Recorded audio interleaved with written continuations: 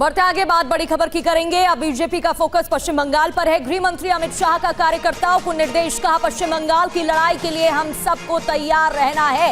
BJP अध्यक्ष JP Nadda ने अपने आवास पर विशेष डिनर बैठक भी बुलाई थी। डिनर के दौरान गृह मंत्री अमित शाह ने तमिलनाडु, असम विधानसभा चुनावों की रणनीति पर भी चर्चा की, यानी कि आने वाले विधानसभा चुनावों को लेकर आने वाले राज्यों में विधानसभा को लेकर चर्चा हुई है। इससे पहले बिहार में मिली जीत के बाद प्रधानमंत्री नरेंद्र मोदी भी बिहार के बाद पश्चिम बंगाल पर फोकस करने की बात कह चुके हैं।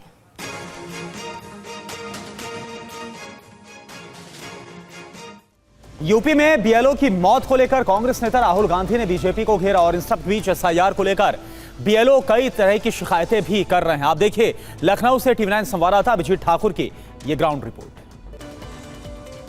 ये समय लेने वाली एक प्रक्रिया है और चूंकि ऑन फील्ड होते हैं बीएलओज तो उन्हें करना पड़ता है, तो परेशानियां भी बहुत सारी आती हैं, कभी नेटवर्क की कभी कुछ। हम बात करेंगे, हमारे साथ एक बीएलओ हैं। ये बताइए कि एक दिन में कितने ऐसे फॉर्म को डिजिटाइज कर पाते हैं आप? 1 घंटे में लगभग 15 से 20 फॉर्म कर पाते हैं।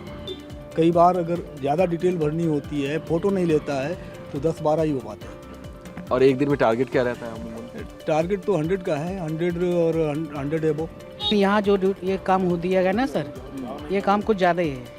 हाँ, 10-10, 12-12, 15-15 घंटे काम करते हो जाता है। अच्छा। हाँ, फील्ड में जाओ, फार्म लो, फार्म कलेक्ट करो, और कलेक्ट करने में टाइम लगता है और वो प्रेशर इतना है कि और ज़्यादा करो। प्रेशर है, दबाव महसूस करते हैं अंदर। यह है कि कार्य तो अपना करना जो मिला है। रात के 9-10 बज जाता है यही काम करते करते। कितने घन खाना बनाए, कितने घन खाएं। सुबह की शुरुआत होती है 4:30-5 बजे से हो जाती है, उठ जाते हैं। और आगे बढ़ते हुए अब बात महाराष्ट्र की करेंगे। एक स्टिंग ऑपरेशन ने नगर परिषद चुनाव को लेकर खलबली मचा दी है। क्या है पूरा मामला, 30 सेकंड की इस रिपोर्ट में देखिए। कोंकण के सिंधुदुर्ग जिले के मालवड़ से विधायक नीलेश राणे ने अपनी ही सरकार की अलायंस पार्टी बीजेपी के एक सीनियर कार्यकर्ता के घर स्टिंग ऑपरेशन कर डाला। इस स्टिंग में एकनाथ शिंदे की शिवसेना के विधायक नीलेश राणे ने आरोप लगाया कि बीजेपी नगर पालिका और नगर परिषद चुनाव में पैसे बांट रही है। दरअसल बीजेपी के प्रदेश अध्यक्ष रविंद्र चौहान मालवड़ आए थे। दावा किया जा रहा कि बीजेपी कार्यकर्ता बंडिया सावंत और विजय केरावडेकर को चौहान ने 25 लाख रुपए चुनाव में बांटने के लिए दिए थे। अब इस पर राजनीति शुरू हो गई है। खबर है कि आज कांग्रेस बिहार में हार की समीक्षा बैठक करने जा रही है। दिल्ली में होने वाली इस समीक्षा बैठक से पहले पटना से लेकर दिल्ली तक एक दूसरे को घेरने की तैयारियां भी पूरी हो गई हैं। आप देखिए। बिहार विधानसभा चुनाव में कांग्रेस महज 6 सीटों पर सिमट गई। खबर है कि पार्टी का एक तबका है जो ये मानता है कि बिहार चुनाव में कांग्रेस की दुर्गति का श्रेय भी कृष्णा आलावेरू को जाना चाहिए, जिन्होंने इस पूरे चुनावी शो को चलाया है। इस ग्रुप में ज्यादातर कांग्रेस की पुरानी पीढ़ी के बड़े नेता हैं, जिनके पुत्रों का प्रभारी ने टिकट काट दिया। टिकट वितरण, सिंबल बांटने से लेकर चुनाव प्रचार तक प्रभारी की टीम ने इन नेताओं को हाशिए पर रखा। ऐसे में जवाबदेही भी सिर्फ उन्हीं की ही बनती है। आशंका है कि बैठक में पुरानी और नई पीढ़ी और प्रभारी की टीम के बीच तीखी नोकझोंक भी हो सकती है।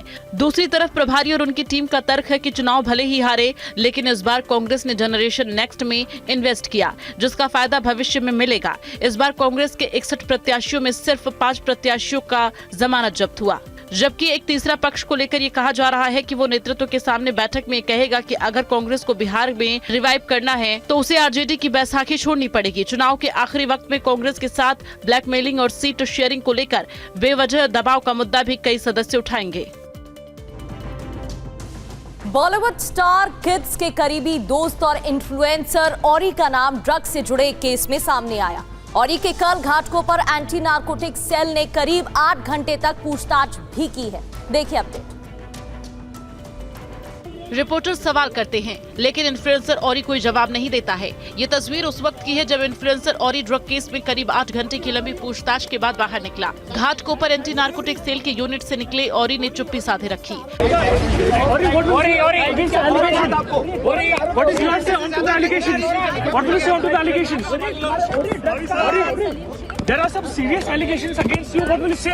बताया जाता है कि 252 करोड़ के ड्रग्स केस में अभिनेता सिद्धांत कपूर के बाद मुंबई पुलिस की anti narcotic cell social media influencer Orry से पूछताछ की। ओरी को इसके पहले 20 नवंबर को पूछताछ के लिए पुलिस ने समन भेजा था। 26 नवंबर को ओरी को दोबारा पूछताछ के लिए बुलाया गया था। मंगलवार को इसी मामले में पुलिस ने 5 घंटे तक श्रद्धा कपूर के भाई और अभिनेता सिद्धांत कपूर से पूछताछ की थी। ड्रग केस के पहले भी ओरी एक विवाद में फंसे थे। इसी साल मार्च में वो वैष्णो देवी दर्शन के लिए अपने दोस्तों के साथ गए थे। उस दौरान एक होटल में उन्होंने कथित तौर पर शराब पार्टी की थी, जबकि कटरा और वैष्णो देवी क्षेत्र में शराब पीना सख्त प्रतिबंधित और दंडनीय अपराध है।